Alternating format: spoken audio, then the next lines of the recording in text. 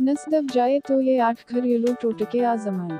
अगर आपकी कोई नस दब जाए तो जिस्म बहुत ज्यादा कमजोरी का शिकार होने के साथ एआजा सुन हो जाते हैं और कामकाज में बहुत मुश्किलात पेश आती हैं।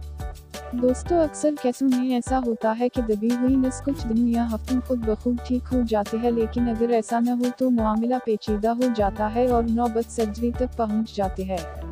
ऐसी सूरत में डॉक्टर्स कई तरह के टेस्ट करवाते हैं जिसमें आपकी अच्छी खासी रकम खर्च बच जाती है। उसके लिए हम आपको कुछ असरदार और घरेलू नुस्खों के बारे में बता रहे हैं जिनके इस्तेमाल से आप उस मसले से जान छुड़ा पाएंगे। दोस्तों, अगर आप भी ऐसी सूरत-हाल से दो-चार हैं तो उस बात को यकीनी बनाएं कि आपने बहुत ज्यादा आराम करना है और रात को पुरसकून नींद लेनी है। आराम का दौरान या 2 से 3 दिन हो सकता है और अगर दर्द ठीक न हो तो आराम मज़ीद भी किया जा सकता है। उसके लिए है कि मुतासर जगह पर आलो काट कर लगाएं, जब ये खुश्क हो जाए तो इसे उतार दें और आराम करें।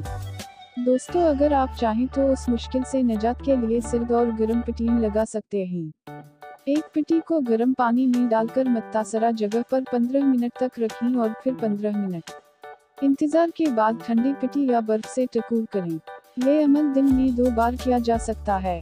दोस्तों, उसके साथ साथ हल्की फुल्की वर्जिश भी करें। अपनी गर्दन को दाएं से और बाएं से दाएं घुमाएं और दोस्तों, उसके साथ साथ जैतून के तेल को थोड़ा सा गर्म करें और मुतासरा जगह पर उसका हल्का सा मसाज करें। ये मसाज वक्फे से दोहराएं।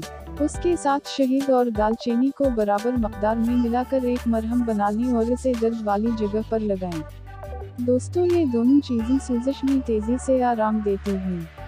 दोस्तों, उसके साथ साथ आपको चाहिए कि ऐसी ग़िज़ाएं खाएं जिससे सूजश कम हो।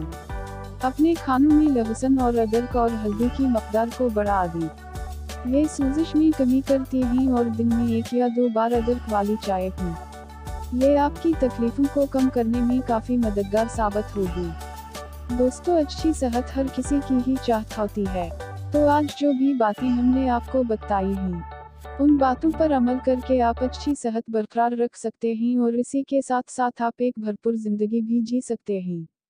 दबी हुई नसें बहुत ज्यादा तकलीफ का बाउस होती हैं, तो आपको चाहिए कि उन नसों की नशोनुमा के लिए अच्छी से अच्छी ग़िज़ा का इस्तेमाल करें ताकि आपका जिस्म तरोताज़ा रह सके।